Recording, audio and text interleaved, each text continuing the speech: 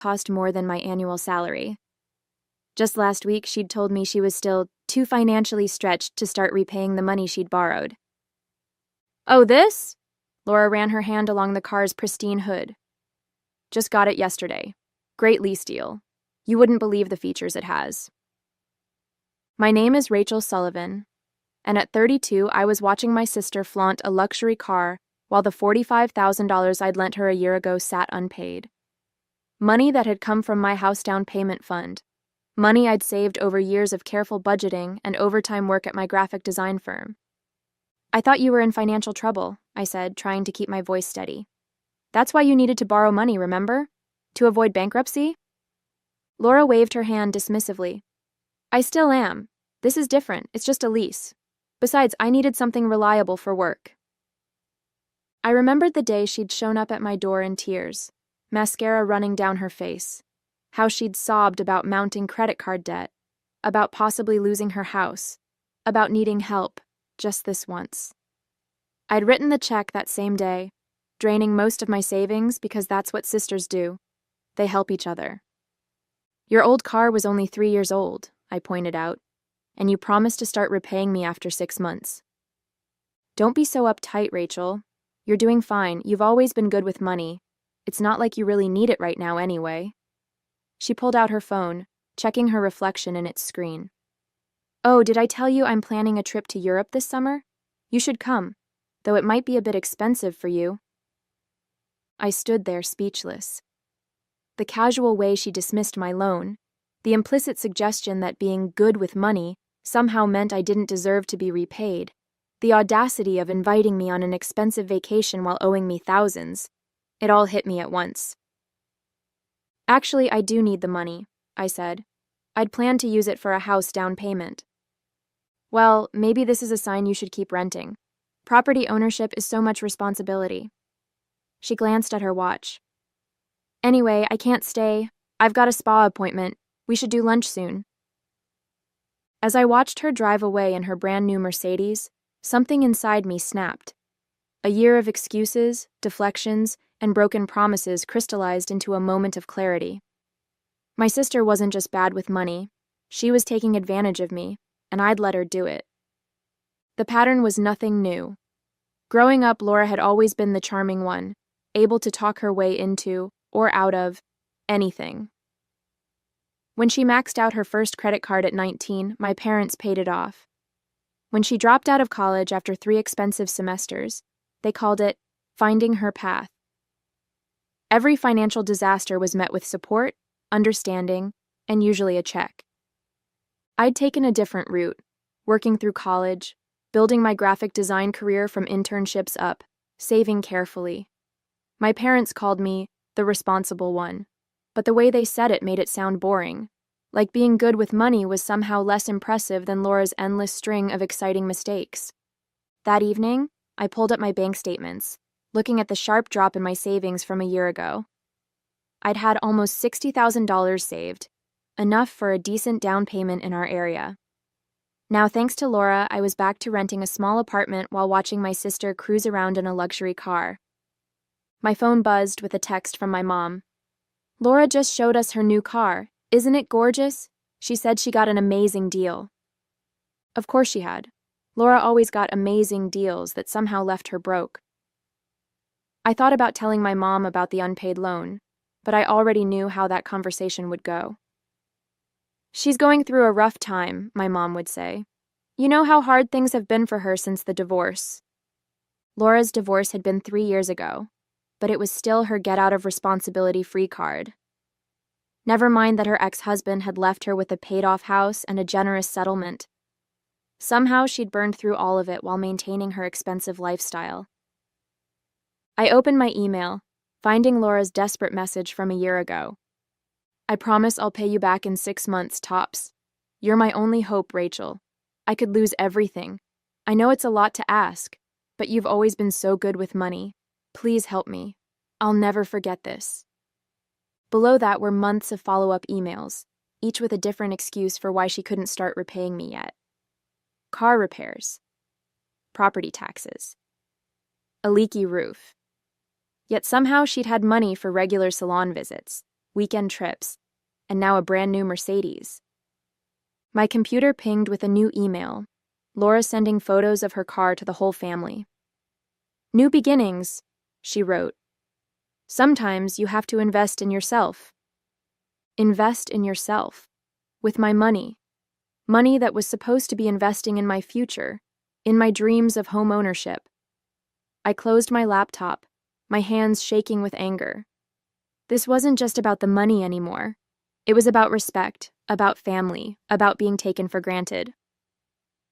The next day, I started gathering evidence. Every email, every text message, every bank transfer, I documented it all. My graphic design training came in handy as I created a detailed timeline of Laura's promises and excuses. The pattern was almost laughable.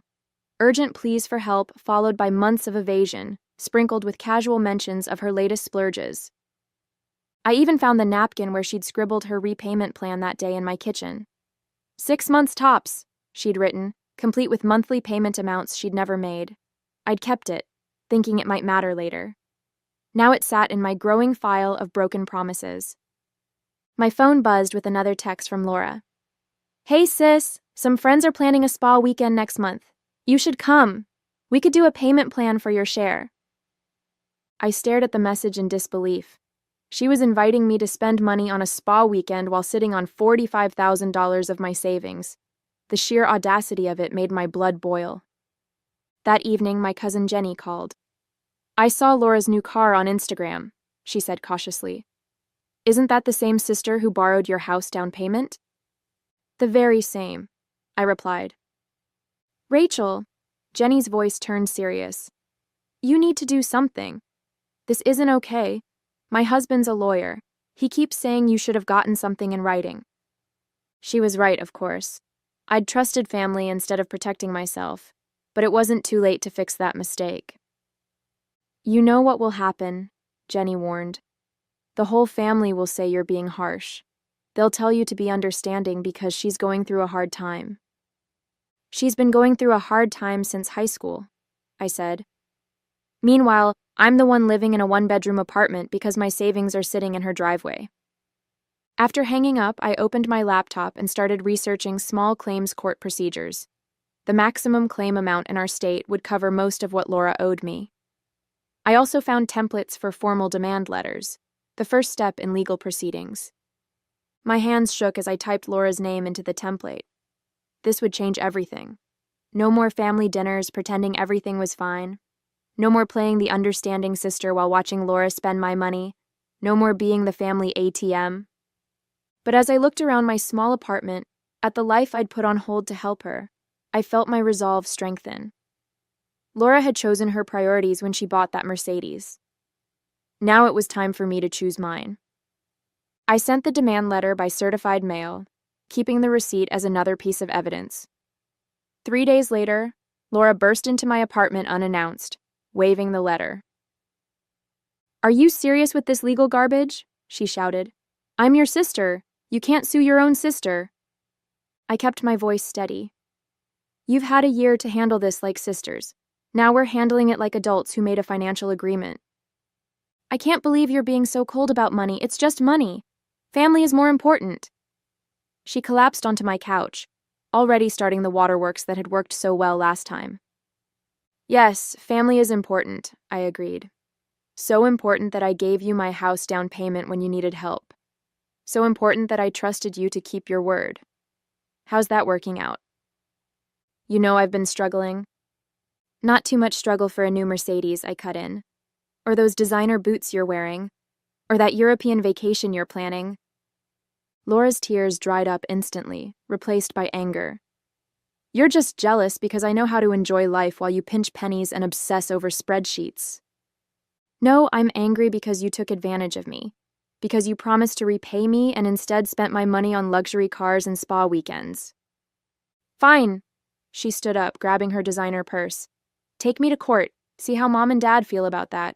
They already think you're too materialistic, always talking about saving and investments." "You mean being responsible?" "Yeah, how terrible of me." As she stormed out, my phone lit up with texts from our parents. Laura had obviously called them immediately. "Mom, Why are you threatening your sister? She's family. Dad. Let's talk about this. No need for lawyers. I took a deep breath and typed out a group message. Laura borrowed $45,000 a year ago, promising to repay it in 6 months. Yesterday, she bought a new Mercedes instead of paying me back. I'm done being taken advantage of. The responses came quickly. Mom, she needed that car for work. Dad, maybe we can work out a payment plan. Laura, I can't believe you're telling everyone about this. Private family matters should stay private. I laughed out loud at that last one. Private family matters. Like the Mercedes she'd plastered all over social media? Like the European vacation she'd been bragging about? Private or public, the money is still owed, I replied. You have 30 days to respond to the demand letter. After that, I'm filing in small claims court. The next family dinner was a battlefield. My mom had insisted we all come over to work things out as a family, but it was clear whose side she was on. She'd even made Laura's favorite meal, as if pasta would somehow make me forget about $45,000. I just don't understand why you're being so aggressive about this, my mom said, passing the garlic bread. Laura's going through... If you say a rough time one more time, I'm leaving, I interrupted. She's been going through a rough time for 15 years. Meanwhile, she's driving a car that costs more than what she owes me. That's different, Laura protested. The car is an investment in my career. I need to project success. You know what projects success? I pulled out my folder of documents. Paying your debts, being trustworthy, not stealing your sister's house down payment. Stealing? Laura gasped. I borrowed it. You agreed. You borrowed it with specific promises that you broke. That's called fraud. My dad, who'd been quietly eating his pasta, finally spoke up. Maybe we could help. Your mother and I could contribute something. No. I set down my fork. This isn't about the family helping Laura out of another mess. This is about Laura facing consequences for once in her life. But we're family, my mom insisted. Family helps each other. Really? Where was this family helps each other philosophy when I needed a roommate after college? Laura had that big empty house, but you said I needed to learn independence. Laura rolled her eyes. That was different. Yes, it was different. Because it was me needing help instead of you. Everything's different when it's me. So, you've always been so good at handling things on your own, my mom started. That's not a punishment, Mom. Being responsible shouldn't mean I'm less deserving of consideration, of respect, of having my sister keep her word. The silence that followed was deafening. My mom looked close to tears. My dad studied his plate, and Laura just looked angry, like I was the one who had betrayed her. I'm filing in small claims court next week, I said, standing up. You can either start taking this seriously, or you can explain to a judge why you bought a luxury car instead of repaying your debt. If you do this, Laura warned, it will change everything. I looked at my sister, really looked at her. The designer clothes, the perfectly manicured nails, the entitled attitude that our family had carefully nurtured for years. Everything already changed, I replied. It changed the day you decided your Mercedes was more important than your word. True to her word, Laura rallied the extended family against me. Aunts called to tell me I was being unreasonable. Cousins sent messages about family loyalty. Even my grandmother weighed in, saying she was disappointed in my choices. I saved all their messages in my legal file. Each one proved how Laura had weaponized the family against me, turning my attempt to get repaid into an act of betrayal. Only Cousin Jenny stood by me, sending daily texts of support and updates from her lawyer husband about what to expect in court. A week before the court date, my parents made one last attempt at intervention. They invited me over, and I found Laura there too, sitting at the kitchen table like we were kids about to be disciplined. We have a proposal, my dad said, pulling out his checkbook. We'll pay half of what Laura owes you. You can drop the court case, and we can put this whole ugly business behind us. That's very generous of you, I replied. But no, this isn't about you fixing Laura's mess again. It's about Laura facing consequences. I could lose my car, Laura burst out. They might repossess it if I have to pay you back all at once. You should have thought about that before buying it with my money. It wasn't your money anymore. I borrowed it. That's not how loans work, Laura. You don't just get to decide you're keeping it. My mom started crying. Please, Rachel. This is tearing our family apart. No, Mom. Laura's actions tore this family apart. I'm just refusing to pretend it didn't happen. But she's your sister, my dad tried again. Yes, she is. And as my sister, she should have respected me enough to keep her word. To not buy luxury cars while owing me money. To not treat me like a bank that doesn't need to be repaid. Laura stood up suddenly. Fine. You want to destroy this family over money? Go ahead. But don't expect me to ever forgive you. I watched her storm out, remembering all the times I'd seen this same performance. The dramatic exits, the tears, the guilt trips. They'd always worked before. The family would rush to soothe Laura, to fix things for Laura, to make excuses for Laura. Not this time. I'll see you in court, I called after her. Then I turned to my parents. And if you try to pay her debt for her, I'll name you as co-defendants for attempting to obstruct justice. My dad's face went pale. My mom's tears stopped abruptly. For the first time, they looked at me not as the reliable daughter they could take for granted, but as someone capable of standing her ground. The morning of court, I arrived early, dressed in my most professional outfit and carrying my carefully organized file of evidence. Jenny came with me for support, while her husband had helped me prepare my presentation to the judge. Laura showed up late, of course. She breezed in, wearing designer clothes and carrying a new handbag that probably cost more than my monthly rent. Our parents sat behind her, looking uncomfortable in the small claims courtroom. The judge was a no-nonsense woman in her 60s who listened carefully as I presented my evidence: the original bank transfer, Laura's written promises, the timeline of excuses, and photos of her recent purchases, including the Mercedes. When it was Laura's turn to speak, she tried her usual tactics. She cried. She talked about family loyalty. She mentioned her divorce from 3 years ago. She explained how the car was a necessity for her real estate career. The judge wasn't moved. Ms. Sullivan, she addressed Laura, are you telling me you purchased a luxury vehicle while owing your sister $45,000? It's just a lease, Laura protested, and I needed it for work. That's not what I asked. Did you buy a new car instead of repaying your sister? Well, yes, but... And these vacation photos posted on your social media last month? Was this trip necessary for work as well? Laura shifted uncomfortably. No, but... Miss Sullivan, this court takes a very dim view of individuals who demonstrate such blatant disregard for their financial obligations. Your sister provided substantial evidence of both the loan and your ability to repay it, had you chosen to do so. I watched Laura's face as she realized her usual manipulations weren't working. The judge wasn't family. She couldn't be swayed by tears or guilt trips or claims of hard times. Furthermore, the judge continued, your social media posts suggest a pattern of frivolous spending while actively avoiding your debt. This court finds in favor of the plaintiff. You are ordered to repay the full amount of $45,000 within 90 days. 90 days? Laura gasped. That's impossible. I don't have that kind of money. Perhaps you should consider selling your new car, the judge suggested dryly. Next case. In the hallway afterward, Laura lunged at me. Happy now? You've ruined everything. You ruined it, I replied calmly. You ruined it when you decided your luxury lifestyle was more important than your integrity.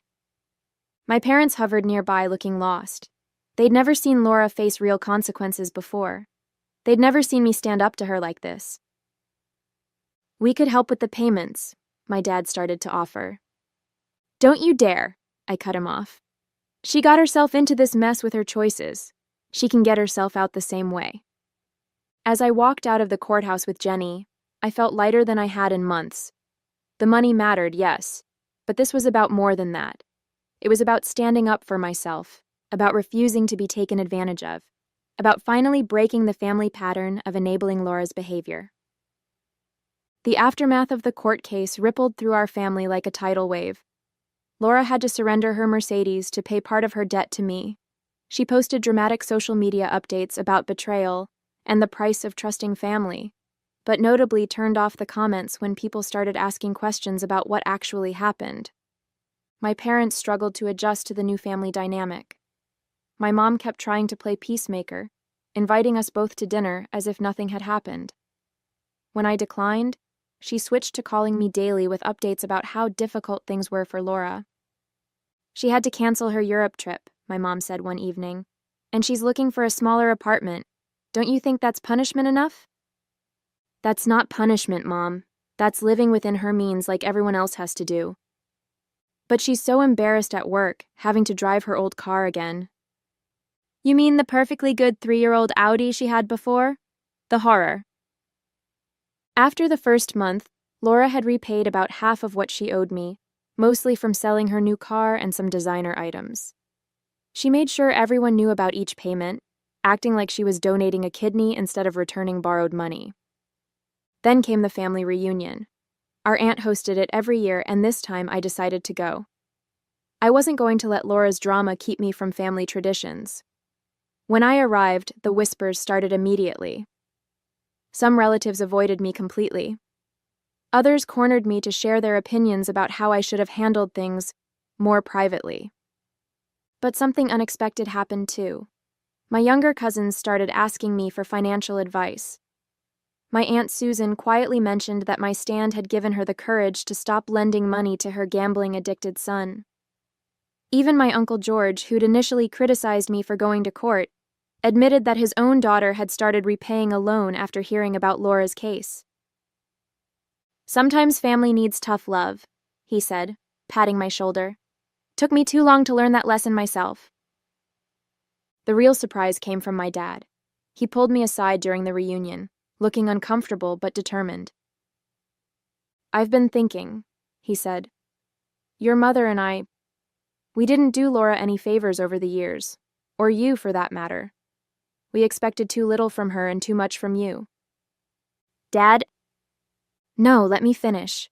Watching you stand your ground, even when everyone was against you, it made me realize how much we've enabled her behavior, and how unfair we've been to you. He pulled out an envelope. This isn't to pay her debt. This is different. Your mother and I, we helped Laura with a down payment when she bought her house. We should have done the same for you. It's not the full amount, but it's a start. I looked at the check. It was for $25,000. Not just money, but acknowledgement, recognition, respect. Thanks, Dad, I said, blinking back tears. This means a lot. 6 months after the court case, Laura finally made the last payment. She transferred the money without a word, but posted a vague social media message about closing difficult chapters and moving forward. Our mutual friends told me she'd started seeing a financial advisor and was actually sticking to a budget for the first time in her life. My mom still struggled with the change in our family dynamic. She kept trying to orchestrate reconciliation opportunities, unable to accept that sometimes relationships need to stay broken to heal properly. But my dad had become an unexpected ally, shutting down her attempts to guilt me into making peace. The money went straight into my house fund, and with my dad's additional help, I finally had enough for a down payment. The day I closed on my new home, I thought about how different everything was from a year ago. I'd lost the easy relationship with my sister, the blind support of some family members, the role of reliable peacekeeper I'd played for so long. But I'd gained something more valuable, self-respect, the knowledge that I could stand up for myself, even when it was difficult, even when it hurt, even when everyone expected me to give in, like always. Jenny helped me move into my new place, and as we unpacked boxes, she handed me a framed quote she'd designed herself, putting her own graphic design skills to work. It read, "Sometimes the highest price of peace is your self-respect."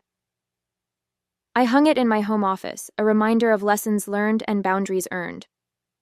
At my housewarming party, I watched my transformed family dynamics play out in real time.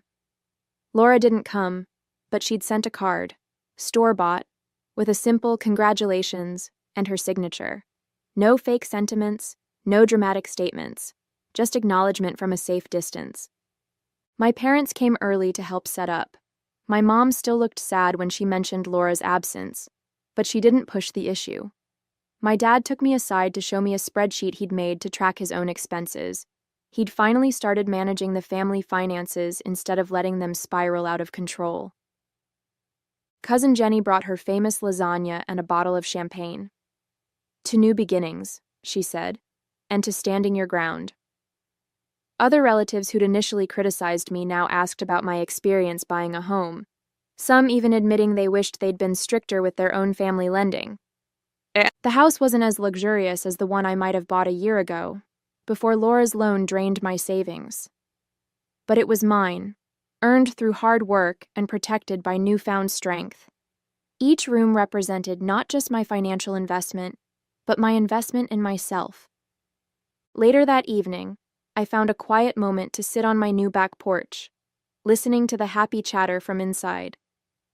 A year ago, I'd been the family peacekeeper, the reliable one who would sacrifice anything to keep everyone happy. Now I was something else, something stronger, clearer, more defined. Sometimes family bonds have to break to reset properly. Sometimes the most loving thing you can do is hold someone accountable. And sometimes losing what you thought you needed helps you find what you actually deserve.